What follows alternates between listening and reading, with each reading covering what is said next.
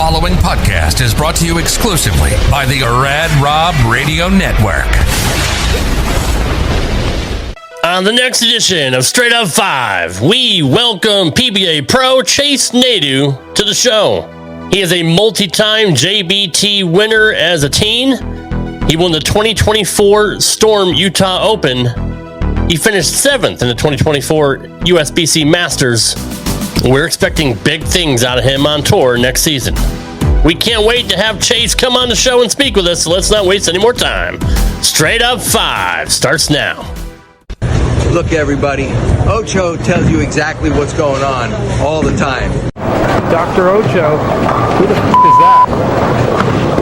This is PBA champion Kyle Troop. Hey y'all, Jacob Ledrup here. Hey guys, Chuck Ritchie here, formerly of Bowl TV. Hey guys, this is Ryan Schaefer of track staff at Valley Bowling Center in Waverly, New York. And you're listening to Straight Up 5. Yo, the boys from Straight Up 5. Pick it out. Fear the fro, baby. Welcome to Straight Up 5.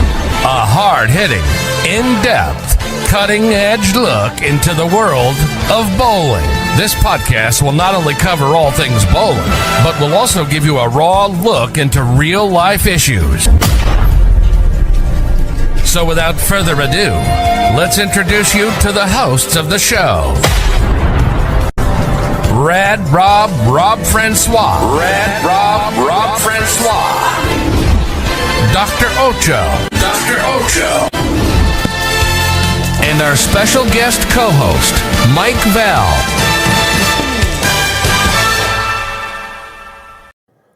Hey guys, welcome back to Straight Up 5. I am your host, Rad Rob, Rob Francois. Love that chicken from Popeyes. This is episode 177. We have a very special guest. Before we do that, let's see who's here in the chat. We got Jack Batchelder. Hey, what's going on, brother? Nice. Something to listen to on the way home after league. It's quiet tonight. Usually there's a whole bunch of people popping off. There's Nico Puhar. I do. I got you, brother. Billy M, what's going on? What's going on? Everybody's starting to filter in. Welcome, everybody. We got another ID. I got you. I do. I got you. We got the I do's in the house. Ask the doctor how he's mourning the Aaron Rodgers injury. Oh, that's rough. That's rough. Casey Custer's in the house. Hello. Where's Alex? Alex. I don't know. I don't know. I don't know who that is. Unfortunately, the doctor may not be here. His daughter is unfortunately sick tonight. He may pop in, he may not. Mike Val was going to be here, but he got admitted to the hospital tonight to get his kidney stones taken out tomorrow. So we wish Mikey the best, and hopefully he gets that taken care of smoothly. Stangman's in the house. What's going on, brother? What up, what up, what up? Oh, Alex Modesto. Yeah, okay. Now I got you. Yes, our resident ball driller from Modesto, California. I'm sure he's here somewhere, or he will be here. Gotcha. Everybody loves Alex. No, you're right. I'm sorry. Alex Trebek, Alex Brousseau. I didn't know who you're talking about. Hopefully, our boy is here. But I'm glad y'all are here, regardless. It's weird not having to introduce any co-hosts. Usually I just filibuster for about 45 seconds. But let's not waste any time. Let's... Alex behind the dress is your ball driller. Well, that's good to know. Well, welcome to the show, Casey. We appreciate you being here. Chuck Ritchie, Cousin Cinco. Hold on, I got you, brother. I got you here somewhere. There we go. There's Chuck. Looking good, Chuck. Appreciate you, brother. Regardless, we have a very special guest tonight, and as customary, anytime we have a new guest on the show, we do play a highlight package of them. So here are some highlights of the young career of our guest tonight, Chase Nadeau.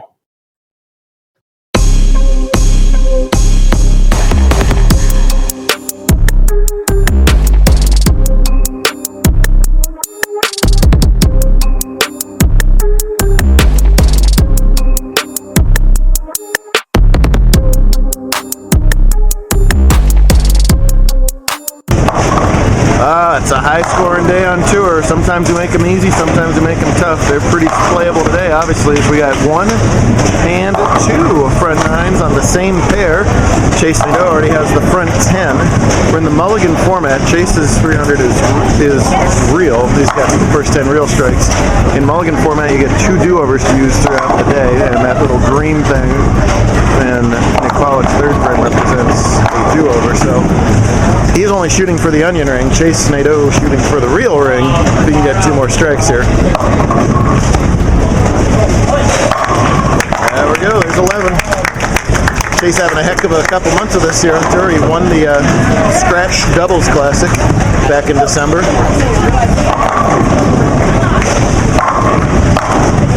We don't make them 300 scoreable very often around these parts. Chasey likes to use them all again. We actually had that in the past where people, it's not mathematically right to use it on the fill ball, but no mulligan necessary. A real 300 from Chase Nadeau. No do-overs necessary when you bowl like that. Maybe we'll see him later on in the title match.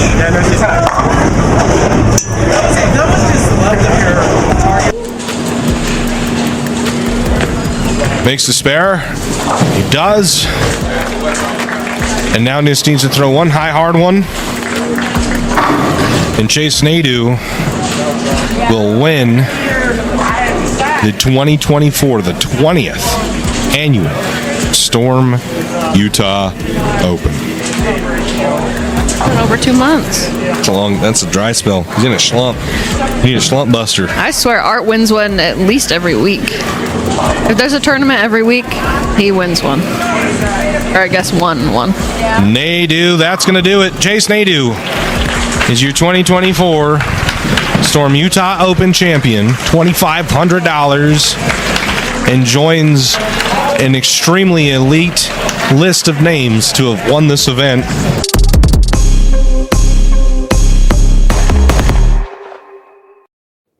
It is my esteemed pleasure to welcome my friend, Chase Nadeau. Chase, what's going on, brother? Thanks for being here, man. Friends, how we doing? Oh my gosh, I can't believe you pulled up a JBT video. I had to. That's wicked. Man. That's wicked. I'm sitting there watching the start of it, and I go, oh my God, I haven't seen this video in forever. That was a young Chase, but man, not too long ago. Well, I mean, you just turned 31 yesterday, so happy birthday, brother. Thank you. I know I had to throw that in there, and I left a couple things out too. I left out your regional win. So yeah, that's my bad. I got so much going on lately. That's not your bad at all. Hey, the fact that you pulled up that old video from JBT and you blasted me like that a little bit is kind of great. I'm a JBT alum myself. Okay. Quite a lot longer, long time ago, a lot longer than you. But I bowled in the Northeast. I bowled out of Bradley Bowl in Windsor Locks, Connecticut. Used to be a regular stop on the tour for the pros.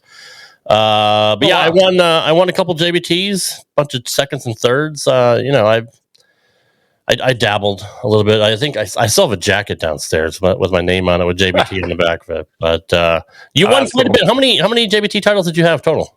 I've been asked this question quite a few times. I honestly couldn't tell you. But I can say that it's a phenomenal organization for youth bowling. I mean, back when I was that age, everyone thinks they kind of care about bowling, but honestly, I just cared about competing, and bowling was something that's kind of good. And so JBT allowed us to have the avenue. So thanks for everyone involved, Jeff, everyone, JBT, JATs, phenomenal stuff. Absolutely. And the fact that it's still going on, I mean, I haven't bowled in there 20 years. It's great. But the fact that they're still doing that's so cool. Let's go back to the beginning. You started bowling pretty early, probably younger than most people. I bet on it. Literally in diapers at 2 years old. Yeah. Who got you into bowling? Obviously my dad, Dan Nadeau, my mother, Dottie Corbett, formerly known as Nadeau Haynes, stepdad David Haynes. When you're surrounded by people like that, when you're 2 years old, you don't really have a decision. Right. So my mother used to work as one of the coaches at the Showboat here in Vegas, or back in Vegas, and they had rules for you had to be certain ages, and she promised them when I was 2 that I would go up there, roll the bowling ball, come back. But what they didn't account for is that I'd take naps after about 6 or 7 frames. So, but yeah, no, about 2.5 years old, going up there in diapers, rolling a ball down a lane, and come back with the binky or whatever from the stories I told. But cool times. No, I love that. I'm a lifelong bowler. I started when I was 6, so I'm almost 50. It's been quite a while. How old were you when you actually got competitive? The competitive nature always started from the time I was real young. Right. But I guess that's a tricky question because in my early ages in JBTs, like I liked bowling JBTs if they were close, and I loved competing. Mm-hmm. I just hated the car rides. So like I was really competitive growing up. I lived in an era where I grew up with guys like Zach Attori, Dallas Leong. I mean, in my town, Jacob Buttra. Yep. These guys are in my town. So when you went out there and you were bowling against guys that were good. So guys like that, when you go and bowl and you bowl the scratch events, like, well, if you're not throwing the ball well that day, you're going to find out real quick. So us kind of pushing each other made us competitive towards each other because we grew up with like there's 4 or 5 other names I'm missing easily, but we grew up with a really strong field area in Las Vegas. But I would say that was when the competitive nature really kind of like got going and started, where I noticed that I wasn't the king of the hill, and you always had to be better, and we always tried to one up each other. Jordan Katz, for example, like my best friend, super good. And then and I kind of just enjoyed it from there. We kind of just coasted, and then I didn't really get back into bowling until college and after the college era, to be honest with you. And you were not that old when you threw your first 300 and 800. You were 15 years old. I mean, dude. Again, I'm 49 and I still haven't done it. So hey, you got 2 up on me. But it's coming. Yeah, eventually, right? I mean, you got the house shot, right? I mean, anybody can do it nowadays, right? It feels that way. But still, I mean, yeah. Last week I shot 800 with the hybrid drive Pearl. I mean, they just. But I mean, again, we're looking at 12-to-1 patterns where if you go pretty good and throw it right, it's going to hit the hole. So right. But even at 15, though, I don't care what you're throwing on, dude. That's pretty remarkable to have honor scores like that at a young age. It was cool, and just having my parents that worked in pro shops and worked in bowling centers and having access to the lanes, man. That's all we did all day. So, gotta really thank them on that one. Speaking of which, you were 16 when you started working in pro shops. Yeah. What's your favorite part of working in a pro shop? Do you enjoy drilling? Do you enjoy fitting or helping people find their shot or their look? I mean, what do you like best about not just pro shop but coaching too? I guess you could throw that. Yeah. So if you come into my world and you were watching me in a pro shop, I line everything up with a razor blade. I get like overly. I'm never going to be called the fastest guy in the pro shop, right? But I'm going to make sure that everything is absolutely perfect. Yeah. So I really enjoy that aspect as a personal sense, but what I love the most about working in the pro shops is the people and talking to them. I can talk to people all day long. So, having a crowd full of people walk in the store and half the people I don't know, it's a dream come true.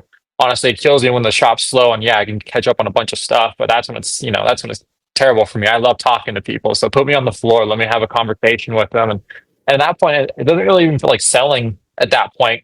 Thankfully, we're in an area where I'm at. We're in an area like, our business does well. I mean, we don't have to try to, scrape dollars or overcharge for some things. So I really get to be me. I get to be personable with everyone. I get to, take the time and talk to them and really feel like what's good for their game. And sometimes I'm too honest because people will come in and they'll have like 6 bowling balls. Like, hey, I want another bowling ball. What's going to fit my arsenal? And I'm over here like, man, you really have all the high end stuff, kid. And I pick something out like a phase 2 or an IP4 for them. And something that's going to fit their arsenal. It's like, okay, yeah, that's great. But no, I want like the next strongest bowling ball that's coming out. And I go, well, you have 6 of them with you. So sometimes we revert back to, hey, maybe we need to wait a little bit or fill a gap with the IQ Tour or, phase 2. So, but honestly, just talking to them is my favorite part. Getting to see people have excitement, throwing honor scores, the people that I coach, just seeing the progression. That's the amazing part of what we do. Do you like coaching beginners or what style or what level of player do you typically coach? Yeah, for personal enjoyment, I think I enjoy coaching kids the most.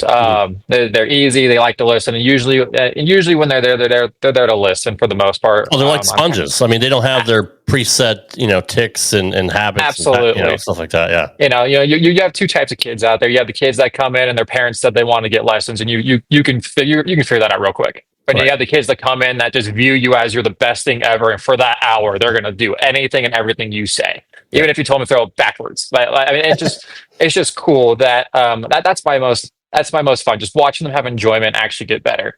I would say, as far as a coaching standpoint, though, like the intermediate bowlers, the ones that average 160 to 190, 200, that's where I'm probably most beneficial for, only because I can relate to where they're kind of at, what they're kind of thinking, and it's really easy for me to help them connect the dots on where they need to get or where they need to go.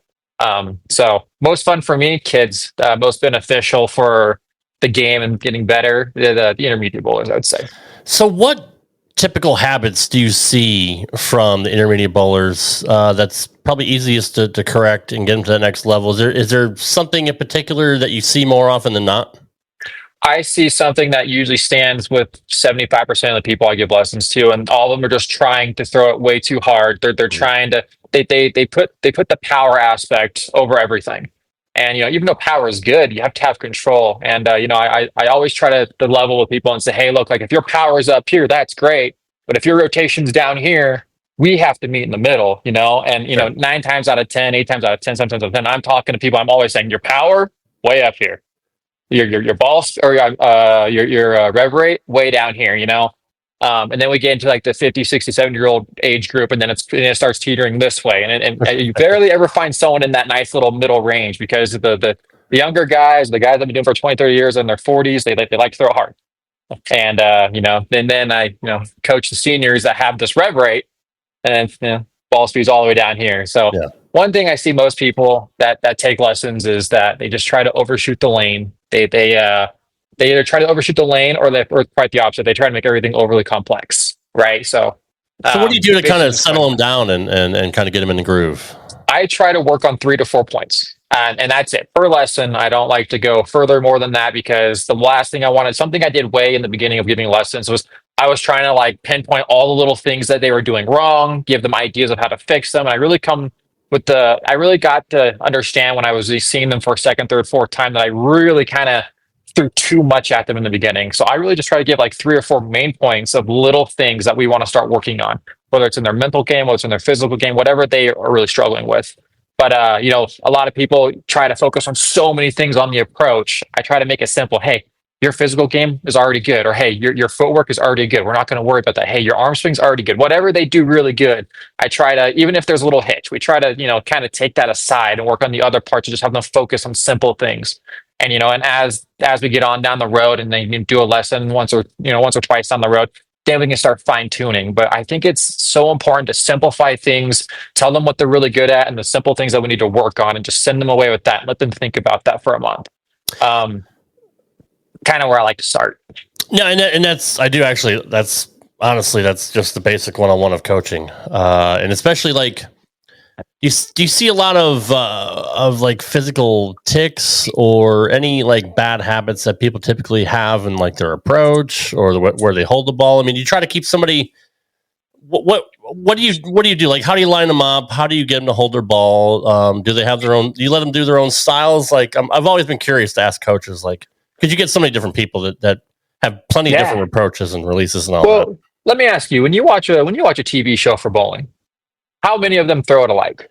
How many of them are pretty close? I mean, not many. Honestly, they all have their own unique. I'm trying to trick you into the right answer. I'm trying to trick you into the wrong answer. Yeah, exactly. They don't. Yeah, you get Simo up there, you get Jesper up there, you get Ethan Fiore up there, just two-handers, right? All 3 of them throw nothing alike. They're all 3 pretty dang good, right? Now you take one-handers. You got Tommy Jones, you got Bill O'Neill, you got Marshall Kent, you got plethora guys. But if you really look close to their games, EJ Tackett, they're not all throwing it the exact same way. So what I'm getting at is that when you work with individuals, you have to understand to a certain degree that their physical ability and how they throw the bowling ball is going to be part of their game. We just have to clean up their fundamentals. That's how I go about it. So again, I pretty much watch where they throw the bowling ball from all different angles, because every single person is just going to be different. Right. And then I try to pick out the stuff they do well or well enough or good enough. And then the stuff that is just completely obvious or just, kind of bad fundamentals, we just work on that and we just simplify it. Now, let's say we have a case scenario where, someone's just all out of whack, right? Completely out of whack. Well, I'm a very, very, very forward coach, so to say. I don't usually like calling myself that. I'm very forward with people I work with. And I like to tell them exactly where they're at because I feel like honesty is where you're really going to get better. Sure. And I'll lay it on. I was like, hey, look, we have quite a bit of work to do. Here's the 3 things we're going to work on today. And that's it. And we're going to leave everything else out the way you do it. Next time you come back, as long as we, are making B+ shots with those 3 things, we're going to work on another 3 things and we get them there. Now, we have someone that comes in that throws it pretty good, but they just have some mechanical flaws. I'm going to tell you, hey, you throw it really good, but might not have any idea what you're doing. Let's work on not so much your physical game. Just take a look at what you're looking on the lane. And, it's just so important to talk to someone. My lessons for the first 15 minutes, we do majority talking just to see where they're at. We see where they're at with their game, what they see on the lane.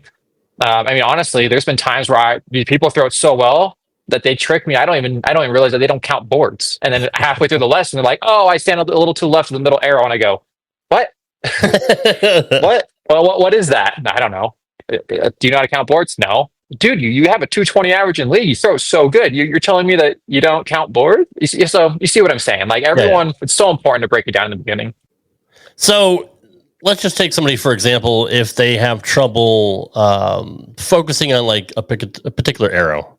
Do you have them bring their eyes closer to them, like looking at boards on the floor? Because honestly, that's what I've done since I was a kid. Because for whatever reason, I look down, I'm able to pick which board I can hit. It's easier for me to do that than look out at the arrows. That's actually very common. Again, it goes back to just understanding each individual. But like for me, for example, if I feel like I need to keep the ball in front of me and I don't want to leak it out, I bring my eyes closer to me, and it helps me keep the ball more in front of me. Something about it is something I've learned in my game over time. If I need to get my apex or my break point out further right, and I need to get it out to 2-3. And I keep tugging everything, I move my eyes further down lane. It helps me project my ball further out that way. So when talking with people that come in and working, try that if they want to. If they're having a particular issue, playing, I hear all the time, playing up the second arrow. Everyone always comes in and says, I like to play right up the second arrow. Sometimes I can't seem to get my ball right, or sometimes I can't seem to keep it up the lane. Little tricks like that are great, but you're going to figure out that little tips and tricks is something that even the best in the world have in their own statute that do not align. Does that kind of make sense? Yeah, that makes sense. Yeah, no, that makes sense a lot. So you are part owner of Orchard Mesa Lanes in Colorado, obviously where Nadeau's Pro Shop is. What brought you and your family to Colorado? Yeah, my dad moved out here when I was 2, Dan Nadeau. He ran the pro shop at Orchard Mesa Lanes. And he had a really good relationship with the owner, and the owner was great. So much fun. They always joked around that when the owner was ready to retire, he wanted to sell it to my dad. Well, that time came around when I was in college, my junior year to be exact, and he let my dad know that he was ready to retire. So my dad gave me a phone call, said, "Hey, guy's ready to retire, and if you're willing to, once you graduate, come out here and run the place, we'll work out a deal for you to run it because I don't want to do without you." At first, I said no. I was like, I kind of envisioned which way my life was going to go after college, and bowling wasn't part of it. It was more or less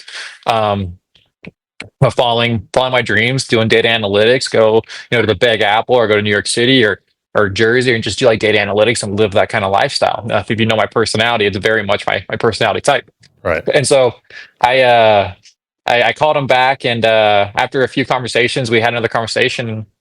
I was like, man, I think I just took first team All-American. My team the year before won the club national championships. And I just really thought about it. I was like, man, like if I go this route, I can continue bowling. And what would that ever look like? And after a lot of thinking and a lot of, just digging down, I was like, it would be kind of cool not to give up bowling that I've done my entire life. It's been my family's legacy. So decided that that's what we were going to do. And we had a really good first few years out here, and he ended up signing me over half the business after we proved that our strategies of running the bowling center are correct, and we're doing well. Obviously, you've had success with championship bowling. I've had both Kenzie and Chayton on the show with Amanda Moore. You can't ask for 2 better people in that area to run tournaments. I mean, they're They're quality. They just care. People. Yeah. They just care. And that's what bowling really takes. Bowling takes people that care. And at the end of the day, you really have like, two types of tournament directors. You have those that are a little bit more on the money side, and you have those that are a little more for the bowler side. And I think Kenzie and Chayton do a really good job of balancing both very well. And when we talk with Chayton outside of events, he has a players committee that talks about the tournaments that actually bowl. He reaches out for feedback, and that's something that I care a lot about. Sometimes you get tournament directors that are just straight dictators, and that can get very annoying at times. So he listens, he gives feedbacks. If something goes wrong in an event, like something that happened this last event, he handled it well. And I even went up and shook his hand and said, "Hey, very respectable that you just did that. You didn't have to do it. He refunded people some money for a certain instance, and you have to do it, and you just did it." So, very respectable people, love them. Yeah, they're both down to earth, and they're both relatable, and they obviously love the sport, and their tournaments are unlike any other. Honestly, I mean, they really do a great job of running tournaments. Not to say that there aren't other great tournament directors out there, but it's proven by their success. That they built their brand, and they're just two great people. It's great to have them representing the sport. Could not agree more. And I know they're working on a new project with a new center, and I'm extremely excited to see what that's like down there, and hope it's doing well for them. Nice. I'll have to check in with them and get the scoop on that. So I've never actually asked any pro shop owners this. Are you allowed to sell anything other than Storm? So, I mean, yeah, we're allowed to. Okay. I just didn't know if you push people in that direction, or if you have any kind of deal with Storm to only just sell their products. Yeah, we're allowed to have an open source. I mean, gosh, I hope so. But no, I've been doing it for so long. I've been in shops with people that have been in all kinds of staffs, all kinds of reward programs. I would say 90. This is not a fake number. 95% of our reactive resin, high end, mid range, low ends is all Storm based. Okay. And that just solely comes from I get sent bowling balls. I work with these bowling balls. The people in my area, thankfully, the people in my area, they all, throw the stuff that I throw. So when a new bowling ball comes out, I'm very good at communicating what I think, my process, my layouts. And, if they come in asking about a different bowling ball, I'm more than welcome to search it up. I'm more than welcome to help them out with it. But the community that we really have created out here, they all kind of stick with me in whatever I kind of choose. And we have another guy here named Morgan, which he's been doing a lot of big things with championship bowlers as well. And he has a kind of a staff position with Storm as well. And so between the two of us, we push a lot of that category. But, if people come in wanting a different company, we're more than willing or welcoming. But you walk into our shop right now, we're going to have everything new from Storm, Rotor, and Global, and ready to go with all the information you need. It's just where we're at in prep. What do you think of that Phase 2 Pearl? I have not personally drilled one yet. I still have to order mine. But if like I've said multiple times on multiple podcasts, the Phase 2 is a staple in my bag. I bring 2 of them to every event, sometimes 3 if I'm driving. Right. Just different layouts because it is so good. Matter of fact, when I was in Sweden, the ball I used all throughout qualifying and in the finals was the Phase 2 shined up. So yeah, that Phase 2 Pearl will be in my bag very quickly. Yeah, I watched Barnesy throw his, and yeah, he said it shined up. It works well too. A lot of people are having a lot of success with that. And I knew you were such a Phase 2 fan. I had just assumed that you had already thrown the new one yet. But yeah, the cool thing about being on the road 24/7 bowling all these events, like I'm gone almost every single weekend. This last weekend I'm in town for my birthday, but I'm going every single weekend. I'm leaving again this weekend. Is I sometimes get behind on getting the new stuff drilled out. So all the Global equipment I'm on, my main contract's with Global. I draw all that stuff ASAP. Yeah. When a new Rotor Gripper, new Storm ball comes out, when I finally get back home and get it on order, then I punch them up, and I'm very excited to get them going. So you had a great college career. How was your? Did you bowl in teams in college, or was it just singles? Sorry if I don't know that, but yeah, no, great question. Actually, I'm actually glad you brought that up. In college, you bowl teams both days. However, the first day, unless they change anything, the first day when you're bowling teams, usually it's 5 games. Your personal score counts for your singles. So gotcha. That's how that comes about. I think the only real singles event is at the end of the year when you're trying to make it. There's like one major singles portion. Inter ITC challenge or something like that. I could be butchering it, but otherwise that every single event throughout the year is a team event, but your single score counts for the first day. Gotcha. Day 2 is usually all Baker format in the finals for the team event. Okay. How were your teammates? How well Teammates did your are team great. place? So Arizona, while I was there, we had Nick Devlin, which was the rookie of the year for collegiate bowling. We had Russ Oviet, Matt Zweig. I'm trying to think of the video or the photo of when we won the club national championship. Our team was filthy. I'm definitely missing quite a few great players on that team. But our team was really good. We went to the club national championship with 5 players because it was so far away when we didn't even have an extra, and we ended up going undefeated in that and never lost in match play, and it was just a really cool feeling. Wow. One of the years to make it to nationals, we not only did we lead it, going to the final day, we had a very poor last 4 games after 64 Baker matches. We had a very poor last 4 games, and we ended up giving up. We ended up missing it by 4 pins. Again, we were a club team, so competing with national teams that could do funding or collegiate scholarships, like it was really impressive, the team we had put together. But yeah, just one more time, it was myself, Nick Devlin, Russ Oviet. Buttriff was actually there for a very, very short time period. Matt Zweig, Joseph, Harley Swaggart. And I know there's 4 or 5 other guys in there that I'm going to feel so bad and send apology message to. They're going to see this. They're going to be like, "Really, dude? You forgot me?" Yeah, it's horrible. But no, some really, really good guys. Some really good guys. Was it your dad that went to Wichita State? Did I read that? My dad did go to Wichita. Yep, it was Lake Erie, then Wichita. So what made you want to go to Arizona State? Oh man, that's a good conversation. So I actually was talking with Wichita State's recruiter at the time, and I'm not going to name drop. I was talking with him at the time, and everything was kind of set up. It was a conversation of getting me out there, and it just kind of got left at that. And mind you, though, like I didn't come to college right out of high school. I waited a couple years. Mm-hmm. So, and I wasn't really taking bowling that serious. So it is what it is, right? That's But true. we were having that conversation. Everything was put together, like come toward the campus. I had a few really good emails, and then I kind of reached out once or twice, and I just didn't really hear back. And at that point, I was just openly talking about colleges at one of the TAT events, and the ASU coach Jordan reached out to me and said, "Hey, we're right down the road." He started talking about the school, and I was like, "Man, that'd be really cool. Arizona State has a really good business school, and that's what I wanted to go to college for, anyways." Sure, right.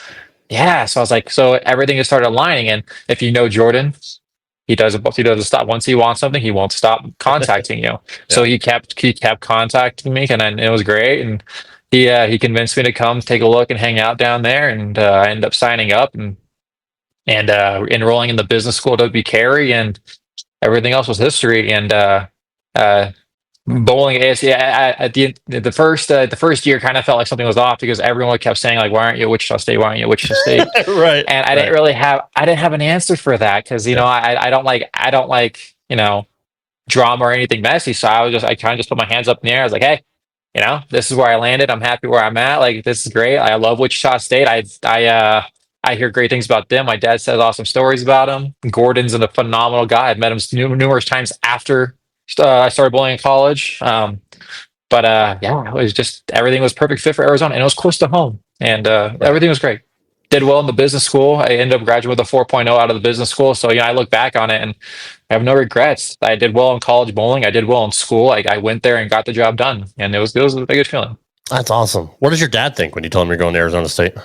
Well, my dad was in the loop when these conversations were happening with schools. I had I'd say quite a bit of a handful of other schools reaching out, but I had no interest, only for the sole fact that if I went to school, I really wanted to go with a place that had a really good degree. Yeah. The only place that for what I wanted, and the only place I kind of made that exception for was Wichita State, if I was to go that route. And since that one singular school did not pan out, I was not really looking at the other schools that gave me a kind of scholarship offers other than Arizona State, because it was close to home, had exactly what I wanted to do, and at the time I just thought it was a really good choice.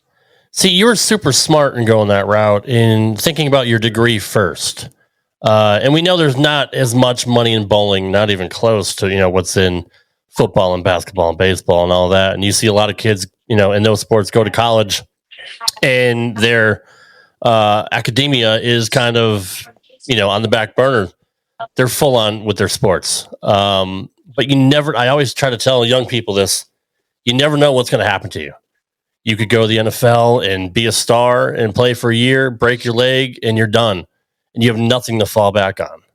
That's why getting a degree is so important for people to have a backup plan. And I know your first plan wasn't bowling, but still, I try to hammer that home. And I'm going to, with my daughter and other young people that securing your future is definitely something you need to do because you never know what's going to happen down the road.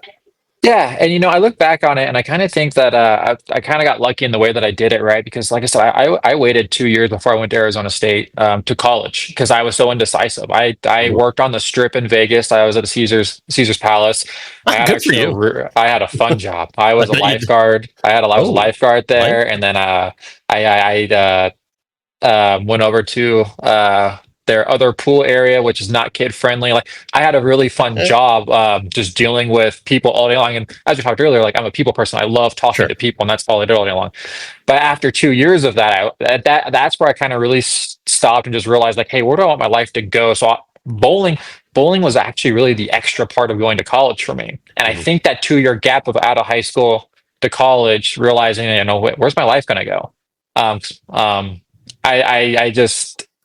I went to college and said, yeah, bowling's great, but this degree is going to take me places. Bowling's always going to make me extra money on the side. But that was my mindset going into it. Is like the degree is what I'm here for. And it was very clear from day one that that was what I was going for. So at what point did you decide that you wanted to go on the national tour? That is so many fun topics. That was such a last minute barn burner conversation. Bowled the 2024 Utah Open and won that.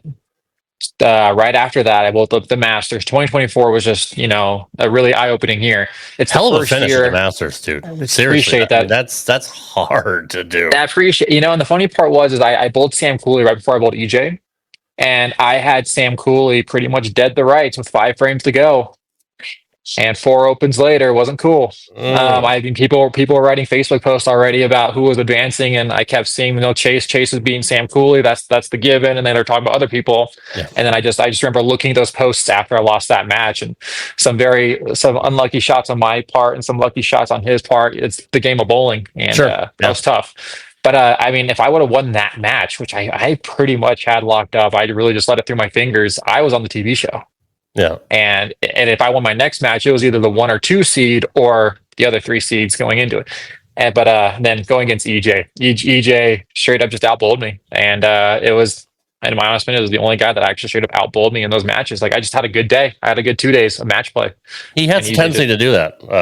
I'd say so. So if you're going to lose to anybody, don't feel bad that you lost the reigning 3-time bowler of the year at this point. So and so but going through that, I bowled guys that were just really, really good, and I just remember bowling against AJ Johnson, a good friend of mine, and getting through that match, and just and the conversations you have with yourself after you do a performance like that, just says, yeah, man, I think you're in the right area. I think you can do something like this. It's kind of cool. And I just had the conversation with my lady, and we talked about tour trials, and Marshall Kent kept, talking to my dad when he was living in Vegas for a short time period that Chase has to go bowl tour trials. Chase has to go bowl tour trials. And enough people pushed in the direction that we kind of made a small, quick decision that, hey, tour trials, here we go. And it just went off from there. I love Marshall. He's been on the show a couple times. He's such a good guy. He really is. And he's one of those guys that has all the talent in the world and has had a lot of success, but there's still another gear that he hasn't reached yet. And once he does, dude, he lights out. I mean, the guy, he could be every bit as good as EJ and the rest of them. Super good guy. I like people like that, man. You walk into a room full of bowlers, and he's going to give everyone the time of day. He's going to say hi to them. That's usually right there where that speaks volumes to me. I hang out with him. I walk around with him. We go out to eat, and I see when people go up and fangirl him. He gives them the time of day, and I respect that. It's much cooler to see that than some of the guys that are really, really good, but they kind of you get a sense they get annoyed. And if I ever do, cooler things in the bowling world, I just hope I never do that. Right. So you did well in the tour trials, which got you on the tour this past season. How'd you do this year? On the actual national tour, I struggled. I dropped down. I was in the top 50 in point, or going in for the points because of tour trials, and then I dropped down 95th. I made the cut at the Players Championship. I made the cut in Sweden, and those are the 2 cuts that I made for the year. So, not something that I really wanted to, envision how it was going to go. But something that I really, take to heart, and I learned this with college, is sometimes failing is so much more of a motivator, and you learn so much more from it than having success. Sure. And so I really feel like I have taken so much of that information that I have gathered being out there, and I've constantly been working on it back home, whether that's different layouts, different drills, understanding the lane get better, being more open to other people that know the game very well. For the first time ever, I have never been trained by any coach. Still kind of really haven't. The closest thing I've ever really been close to is the Bull U guys I just went out and hung out with Andrew Hall at his phenomenal place in Massachusetts. But getting their perspective, understanding what they're seeing on the lane, talking with Brad Angelo. It's one of the first times I actually talked to someone about my bowling game on the lanes. Everyone always looks like, oh, well, yeah, you had Dan Nadeau and David Haynes and Dottie. Yeah, I did. But a lot of it was like they had me on the lanes. I never really had like full on coaching sessions with them. I remember my dad in Colorado just always working in the pro shop, and I bowled 40, 56 games a week. But he wasn't really the type of guy that came out and coached. It was just, here's the lanes, go bowl. When I was really young, David Haynes used to take me out, and my mom didn't like it too much because she worked at nights. But if you take me out late at night on school nights, and we'd go practicing because he was a big time bowler then, still is. Yeah. But I'm getting more and more open to reaching and asking for help, and getting different ideas on what I saw out there and different ways to attack it. So I'm hoping that I'm on this this learning path and learning curve, because one thing, if you know me, I don't give up. I'm going to go right back out there and do the exact same thing. Yeah, you're very resilient, you're very competitive, and you're very sure of yourself. Learning is part of the game. And I witnessed some things for the first time on the national tour that I didn't see very often. Right. And so trying to dissect that, understand that, and bringing other people's viewpoints in, something I really got to do. Jack Bouchelder said you were at this year's High Hopes weekend at Yankee Lanes in Manchester, New Hampshire. That's my old stomping grounds, is New England. Great to meet him. And hope you make it back next year. And I also want to thank him for the $4.99 super chat. We appreciate that so much. Thank you for supporting the channel. But so Manchester, New Hampshire, man. What do you think of New England? You said Massachusetts and New Hampshire. Yeah, I loved it. I just want to say appreciate that, Jack, and I do hope to be back to that event. Everyone there did amazing. Hi, Amanda. Everyone there did amazing. The cause was super awesome. I will never forget the food in that bowling center. Everything at Yankee Lane, that was a great time. Yes. Thank you for everyone that put that together. But man, the place was gorgeous. Everything was gorgeous. Driving around with Andrew Hall, because the place was like 30 minutes away from his house. I just looking out the window. There's just trees taller than you can ever see, and then all of a sudden you're there at some bowling center. And where I'm from, Vegas, I'm from Arizona, and I'm from Colorado. 3 places that you don't see tall trees unless you go up in the mountains. Well, and so my daily life is just desert, and so driving from place to place everywhere out there is absolutely beautiful, and the weather was gorgeous. I miss it. I'm down in Tennessee now. We get some leaf changes, but usually we get like a couple of weeks of color changes, and they just fall off. But man, New England, you go up to Vermont, New Hampshire, and Mass, and around October, November, and it's just gorgeous, man. And I caught the very early part of the leaves changing. Nice. Like, so there were some areas where they're sort of be orange and yellow, and it was I definitely missed it by like a month. Like you can tell it was about to get really pretty, but still just seeing that was awesome. I just love the history of New England as well. Yeah, I'm a big history guy, so that's super cool. Now, hanging out there in that place with good people, Andrew Hall, Tyler actually just got a job recently with Storm, as I believe their video content creator. So super awesome. Shout out to you, Tyler, if you're watching this. But hanging out with like really good people out there, and then Bruce Hall, Andrew's dad. I mean, it's definitely it's literally a place away from home. Like we always excited to go back. My daughter is 3, and she threw her first bowling ball in their private center. Oh, cool. So yeah, that's awesome. The Vincent Hall Memorial Center, I believe it's called. So super cool.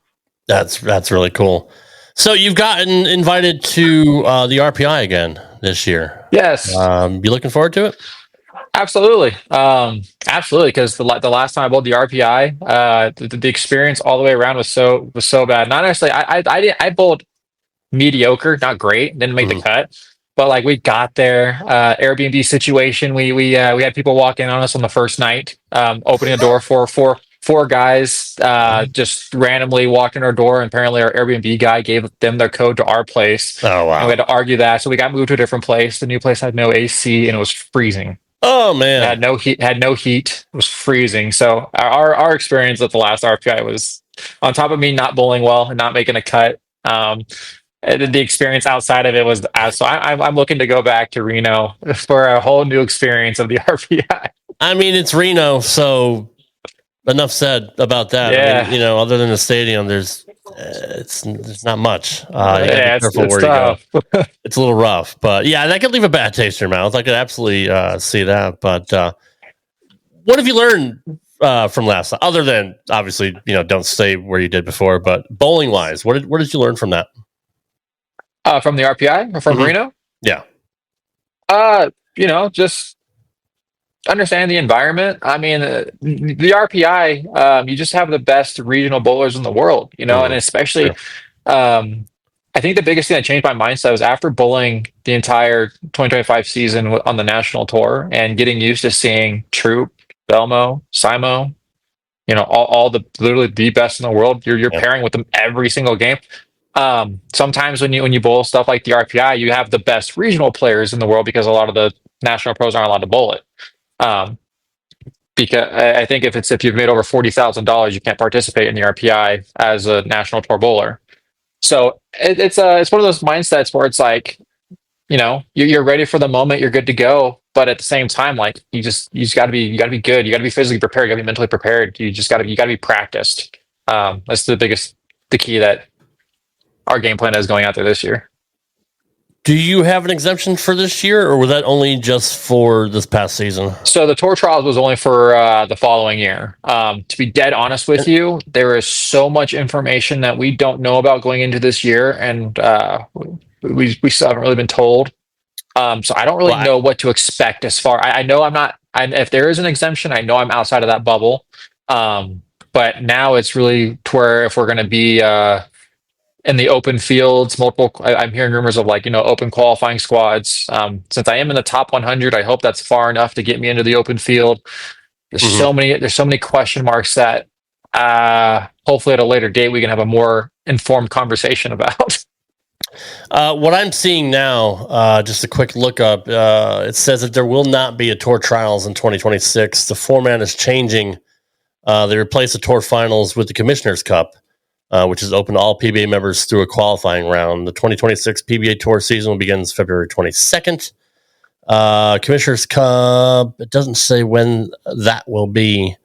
And I hate that for you guys. I really do. I hate when there's a lack of communication between the bowlers and the commissioner or management. It's rough because you got to prepare, right? You got to know, what am I doing next year? And hammer down to work. It's hard. I get it, and I'm a business person, so I get there's so many things that they have to work through and get going, and they understand it's hard on the players. That especially the guys that come from out of the country to try and plan their times. I get all that and all the finger pointing and all the gossip.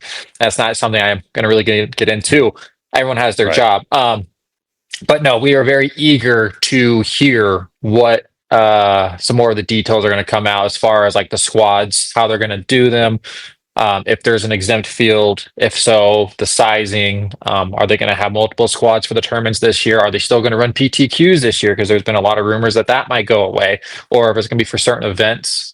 I know the US Open is going to have a PTQ, but there's so many rumors flying around from guys that are very involved in bowling in the national PBA Tour, and when multiple stories don't align, it's very hard to figure out what we're going to be doing. So very eager to see what's going to happen. And I am too. And I've talked to so many people about the PTQ grind. I wish they didn't exist. I honestly, if you have a tour card, you literally should be able to qualify for any event. There should and maybe the PTQ isn't the right format. Maybe you have some kind of, I don't know. I honestly don't know what the solution is, but talking to Nate Garcia, talking to Boog. I mean, Boog was able to make it. D-Round was able to make it. But, I mean, there's so many good bowlers that grind out the PTQs and don't make it. And it like with Nate Garcia, he bowled a limited season because he was just sick and tired of the grind. So, I mean, what would your solution be to that? So my that's a very contradictive conversation, because it feels like no matter how you say it or what you say, there's going to be 100 people on the other side of the fence. I'd like to see, personally, I'd maybe like to see them way more on the point system. Get maybe like the top. This could sound very naive, but maybe 120, the top 120, and have 2 squads at every event.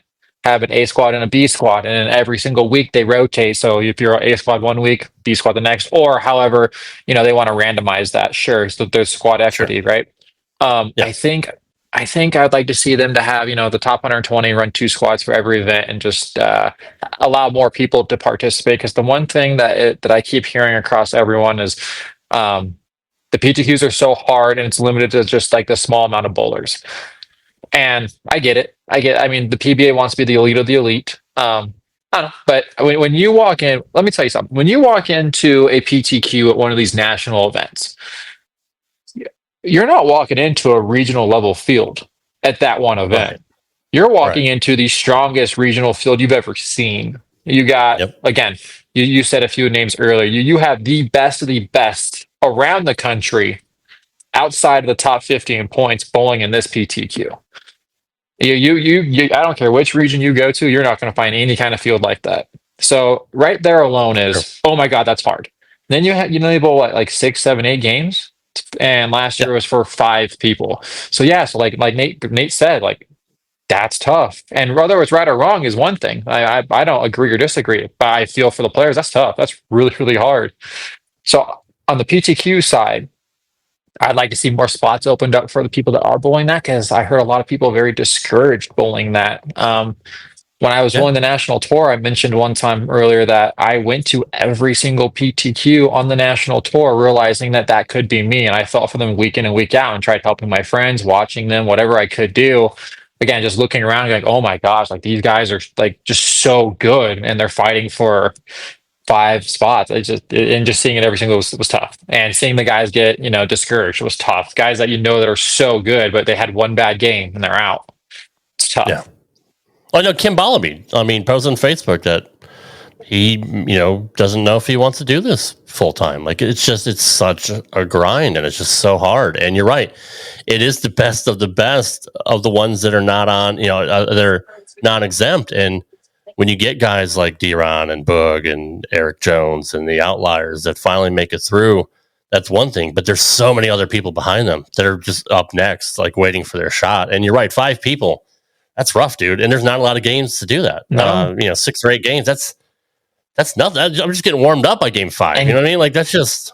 These people travel across the country, stop to stop for these 5 or 8 games once a week. That's tough. It's expensive. But at the same time, again, tell me a better way, because that's everyone's conversation right now is what could be better. And I feel like everyone has opinions on what can be better. And that is such a tough, at the end of the day, that's such a tough decision for the PBA. And no matter what they come out with, people are going to ridicule it, unfortunately. But at the same time, like, I'm just happy to see that our sport's still continuing and moving forward. I mean, that's really where I'm at with that. No, you're right about that. And we all want the sport to continue to grow and to get better. And that's why I'm glad a lot of colleges are great feeder systems to the pros. And I do like your ideas about, like, say, top, on 125, have 2 different squads. Or, as just a long time observer of the sport, not being a pro myself, but, being around the game for the last 40 years, maybe the requirements to get the tour card are too low. I think people have thought that for years and years and years. Why make it a 220 average or make it a 230 average? I don't want to say the bar is low, but I mean, I could average 205 and go get my tour card and just pay my fees, and that's it. It's tough. And you averaging 205 at one center, and then you average 205 at another center, it can be completely different skill levels. It is so hard for them to manage. Maybe have a PBA National Tour card level that you're going to go for that, maybe that'd be something cool, instead of just having maybe have a regional players card and a national tours player pro card, because when people get their PBA card, very naive players will start labeling themselves next to the greatest in the game. Like, oh, we're all pros, and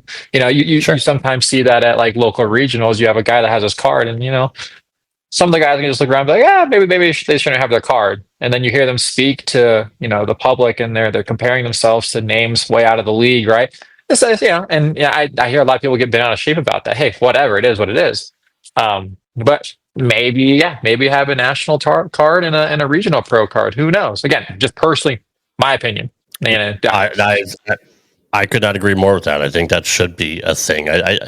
If you want the best of the best to bowl, you shouldn't allow the house hacks that bowl on 250 average on a house shot and think they can compete with guys like Belmo and Simo and Troop and all that. Like you can't do that in basketball or baseball or hockey or football. Why should you be able to do that at bowling at the highest? Sure, right? I don't think it's right.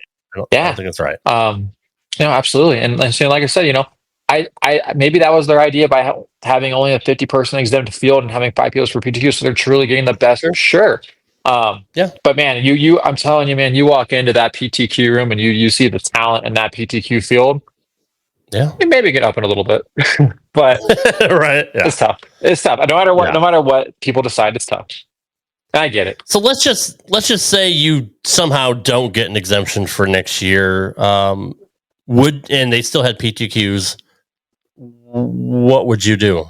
Would you try to make a few? Would you both select events? What have you thought about worst case scenario? Yeah, absolutely. And I made a promise when I went this route before I decided to build a PTQ and get my pro card. I made the promise that this is going to be a minimum of a few-year thing. And win, lose, or draw, we're going at it. And if we bowl this for 3, 4, 5 years and don't have a high success rate, hope that doesn't happen. But at the end of the day, the relationships, the experience, running a bowling center and a pro shop, it's all in the plus. You have to look at the benefits. So I'm gonna do all of it. And the amount of knowledge I gained just on the 4 months on tour last year, I'm able to come back to my community and share that information and show them things I've never even seen before, and get more in depth with layouts, get more in depth with lane patterns, get more in depth with what's going on in the lane.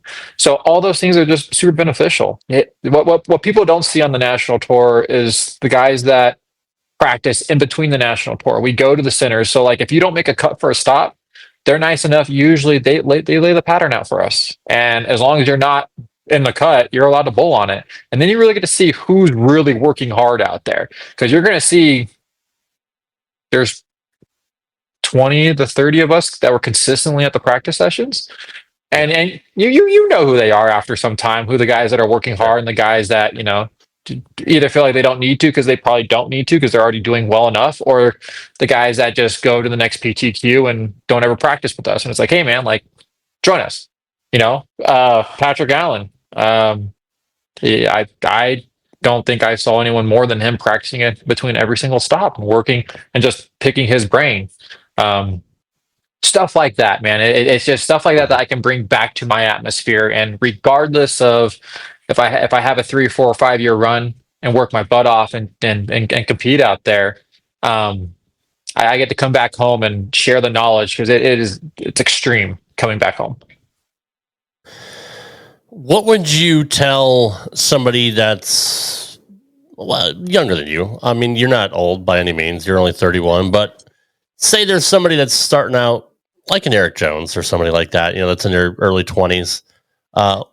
Knowing what you know from this past year and saying they want to make that jump to the tour, what advice would you give somebody young? Well, I'm gonna ask them what they prefer to do in their free time, and if they have remarks like video games and remarks like if it's not bowling orientated, I'm gonna stop them right there and said you're not ready, and they're gonna look at me every single time because I actually have these conversations, and they look at me and they say, "What are you talking about?" I go, "You didn't say anything about bowling. You didn't spend any time talking about bowling. You didn't spend any time about getting to learn to understand the game." I want to tell them that set aside 30 minutes every single day. 30 minutes. That's not a long time.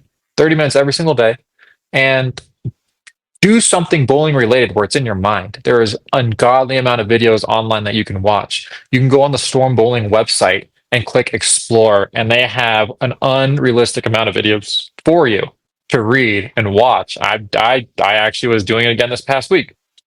I was rewatching all of Alex Hoskins' layout videos and just sharpening up on. I watched them 20 times each, just watching them. So if you fill your free time doing stuff like that, and it doesn't take much time, especially for the kids, they have time. Just spend 30 minutes a day, even if 5 days a week.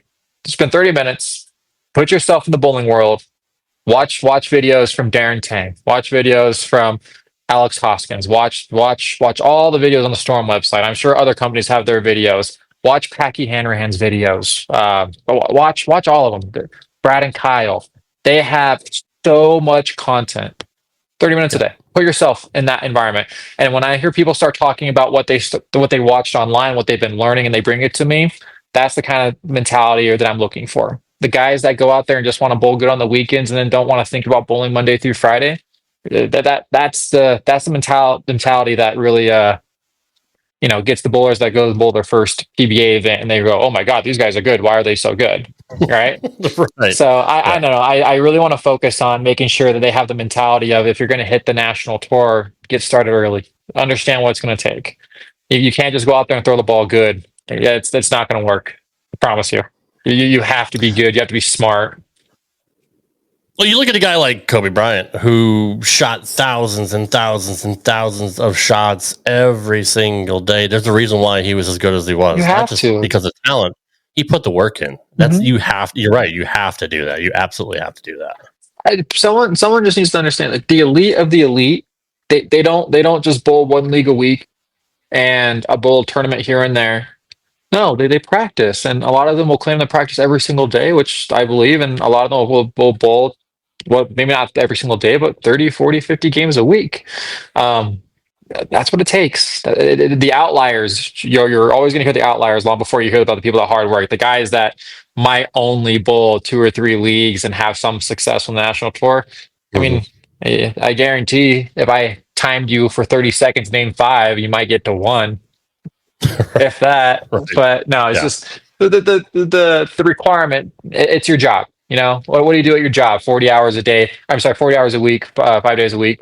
If you're not looking at it like that, I'm only asking for 30 minutes a day. You got to look at it that way. It's a career. I mean, and honestly, you guys, you're your own business. I mean, you're essentially an independent contractor. I mean, you are working for yourself. So why would you not want to put that time into yourself? 110%. So yeah, the youth kids. Eric Jones is a funny one because I don't view him as he's like that much younger than me, but I get it. I'm getting older. Right. But especially Eric Jones, he's just so good. But man, you have a conversation with Eric Jones. He's smart. The first time I ever had a conversation with him, it was before the season started, and hearing him speak, I was just like, well, I see why he's here. Like, okay, yeah, it's good. Yeah, I love it.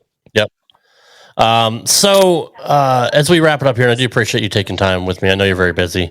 Let's do something different than bowling, just some personal stuff. What do you like to do for fun other than bowling? I'm a volleyball player. I play 3 nights a week. Really? Yeah, I play sand volleyball. I absolutely love it. Like I said, I like being very social. I like going out there. I like meeting new people. I play a lot of volleyball. Otherwise than that, I literally sit at home with my daughter or take her places and discuss with my lady our next business avenue. Because if you were to live in my household for a week, you'd be surprised at how often we're just sitting around trying to make new plans or new game plans, or how can we make our Team Nadeau's Pro Shop better, or how can we make our environment better? What's the next fun tournament we can run? We do so much of that because we run the bowling center and the Pro Shop. But outside of all that and my beautiful daughter, I'm a volleyball player. Volleyball. That's pretty cool. I didn't know that. I'm surprised we didn't ask you that on the show with Amanda. What do you like to eat? What's your go-to? I just had Korean barbecue last night for my birthday. So if that tells you anything what I like, it is, man. I have a dehydrator over here next to me. I make a lot of meats. Love making beef jerky. Love making all kinds of stuff. But you're gonna find me if I'm choosing dinner, I'm at a Korean barbecue joint. I'm at like Ordizio's. I'm Ordizio. Oh yeah, all kinds of places like that. I like a really good Italian place every once in a while, but give me a good steak, and I'm going to be very happy. Me too. Absolutely, yes. And Rodizio, Fogo de Chao. Texas de there's Brazil. so many good, Texas de Brazil. There's so many good Brazilian steakhouses. I got someone that wants to say hi. Oh. Hey! Can you say hi, baby? I don't know if you guys can hear her. This is my daughter, Skylar. She's 3 years old. Oh, I love her sweater. Yes, Getting ready for Christmas. Thank you. Say bye-bye. Bye, cutie. She is adorable. Thank you. She is adorable. Mine's 7, going on 17. Yeah. The attitude of 3, I'm already amazed. Yes, dude. And they're so smart, right? Like smarter than I ever was at that age. Right? It's ridiculous. I know every generation says this, but man.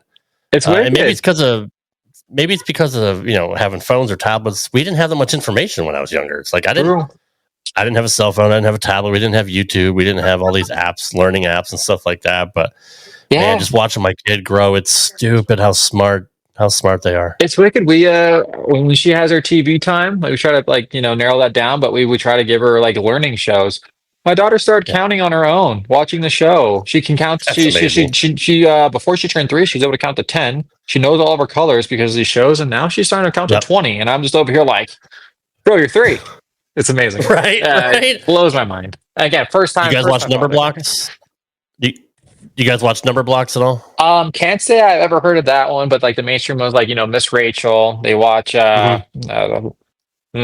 much more informational ones. I know Netflix has been our main source lately, but Miss Rachel's been a huge source.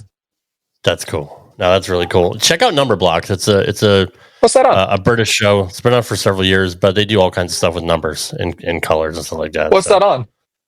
You can get it on YouTube. You can find it on YouTube. Okay, no, I'll have to look at that. Yeah, for sure. What cartoons is she into? Is she into Peppa Pig or anything like that? We don't have really anything too major other than again we don't try to do a whole lot, but like Frozen, she's massively into right now. We just went to see a new Pets movie in theaters not long ago, and the one on the train. So she likes. So when we say movie time, she is actually we're planning on going to see one tomorrow. She is very very interested because we don't do a whole lot of TV time for her typically, and right. When it starts getting out of hand, every once in a while, we'll give her a tablet at league, and you just see me the entire night, just not enjoying it because I don't want her to be plastered into a TV screen. I know it's hard though. Balance. It really is hard balance. Yeah, it and really the people that aren't parents, they're always going to be like, "Oh, yeah, so much TV time," and they always want to point that out, and it's like, but it's tough. No win. Yeah, no, it's absolutely right. But, dude, I really appreciate you coming on tonight. And I learned a lot more about you than the previous show I did. So I appreciate you. No, this was a lot of fun. It was. And you should be a podcaster yourself, man. You have the gift of gab. I mean, you should start your own YouTube channel. You know what? We actually created one. It's just the time, man. I appreciate what you guys do because the time is so hard. We actually had this really fun idea of taking it out on tour and showing the inside of what the tour looked like. Now someone else can steal that idea, sure. Or if they already did it, I don't know. But we were planning on doing that for our rookie season. But man, it's just so much. It's so much. It is. And as you know, that's still a great idea, though. I mean, you still got plenty of time. Yeah, we very well might roll that out. But between owning the bowling center, running the pro shop, which is 2 own entities in itself. Our family owns multiple businesses out here. We have a vending route. We have all kinds of stuff. And we have a 3-year-old, and I'm always gone. Right. And I'm always gone. So trying to do all that is kind of tough. It is rough. But if you ever decide to do it and need any help, let me know. I appreciate that. You can definitely lean on me for that. But dude, super cool talking to you again. I definitely want to keep in touch with you. I'm super excited for your future. You're right there, man. There's so many good bowlers out there, but I do consider you one of them because you've had a lot of early success, and I wish you nothing but the best, man. I'm looking forward to what happens next year. Hopefully get some clarification soon, and hopefully you're on tour full time. We'll see you on TV one of these days. Hey, that is certainly the goal and game plan. Rob, appreciate you having me on here. I have to ask one question. What is Fat Boy Waffles? I love that. That is cool. Fat Boy Waffles is run by a guy on Facebook. Look him up, Eric John. He gives away a lot of balls, does a lot of raffles and stuff on his page. He owns Fat Boy Waffles, which are delicious. Love that. The emblem, the name, guys are doing great. That's awesome. That's fun. Yeah, absolutely. Yeah, just Google it and you'll find out more about that. And they're a big help to the show. That's awesome. Well, I appreciate them, and hey, I greatly appreciate you. Thank you again for having me. You're welcome, bud. Have a great night. We'll talk to you soon. Thank you, my friend. Thanks, bud. All right, guys, that is Chase Nadeau, man. Such a good guy. Again, he's still young. He's only 31. He just turned 31 yesterday, but still has so many years, so many hopefully good years ahead of him. And he's so smart. He's so sharp, down to earth, salt of the earth guy. Seriously. I mean, and that's, again, I don't know how many times we said in this show of how many great people we've got to meet from the sport of bowling that you just don't find in other sports. No egos, really, just down to earth. Again, it's a working class sport. Working class may be getting priced out now, but again, just a super, super nice guy. So I appreciate Chase coming on the show. Next week, we are trying to get Rudy Revs on the show. Rudy Kazmakis. He's checking to see if he's available next week. We've been trying to get him on for a few weeks. So I grew up watching him in the Northeast, bowling Nebas and stuff like that. And obviously he is a legend. So hopefully we'll get him on the show next week. Again, shout out to Mike Val. Hopefully everything goes smoothly with your brother, with your kidney stones. Hopefully you get them out easily, and that all goes smoothly. And I hope Dr. Ocho's sweet little Gabriella is feeling better. We missed Ocho tonight as well. But I hope you guys did enjoy the show. Again, thank you, Jack Batchelder, for the $4.99 super chat. Guys, if you want to support the show at all, there's a little money sign down at the bottom of the page. We don't ever ask for anything. We always do this for free. But if you want to show support for the show, you can send super chats and super stickers. And obviously, we would appreciate that. So, again, a great show. Appreciate you guys hanging out tonight. And we'll see you next week for another edition of Straight Up 5 right here on the Rad Rob Radio Network. Good night, everybody. Thanks for listening to this edition of Straight Up 5. You can follow the show on Twitter at Straight Up 5 Pod. Follow Rad Rob at Rad Rob Gaming. And follow Dr. Ocho at the Dr. Ocho. Got a question? Send your questions to straightup5podcast@gmail.com. We'll see you next time for another edition of Straight Up 5. Right here on the Rad